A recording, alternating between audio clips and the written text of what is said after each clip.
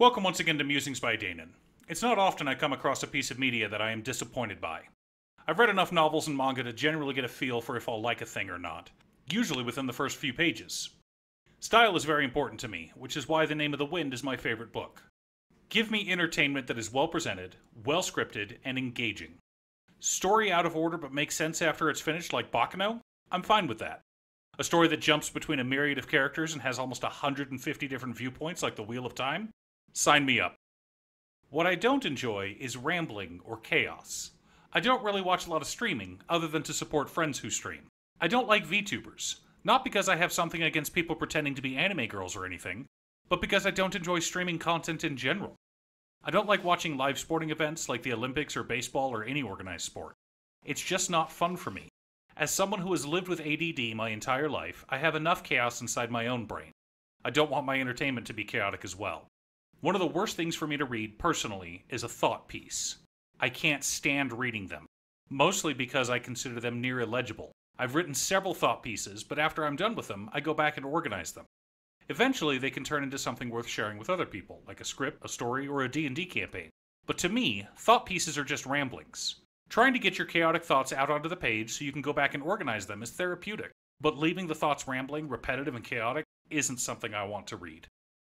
Which brings me to the subject of today's video, The Unwanted Undead Adventurer by Okano Yu. The manga tells the story of Rent, a veteran but weak adventurer who randomly encounters a dragon in a low-level dungeon. The dragon eats him, and he wakes up as a skeleton.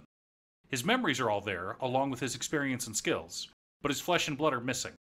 Remembering that monsters can evolve by killing other monsters, Rent sets about the long and arduous task of killing other monsters, eventually evolving into a ghoul.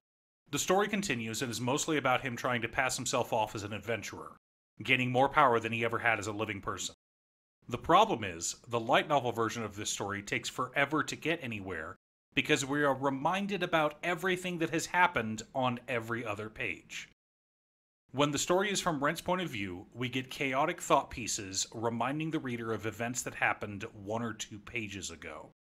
We know that he was a weak adventurer who could never get past low bronze rank because he reminds us every other page. Eventually, we get to a point where the story is from other characters' perspectives. These pages flew by, and I was really enjoying reading them. However, all too soon, we're back to Rent's rambling perspective, and the story slows to a crawl. I got into this light novel series after discovering the manga.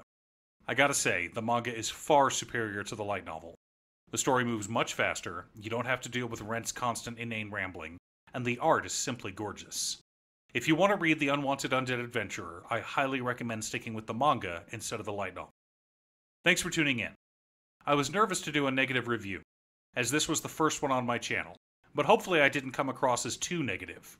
I will continue to support this author and purchase the manga versions of their story, but I can't bring myself to read any more of the light novel. Once again, a huge shout out to my editor Cute Stuff. I couldn't make these videos without her. If you'd like to hire her to edit your own videos, there's a link to her Fiverr page below. Please like and subscribe for more content, and I'll see you all again next time.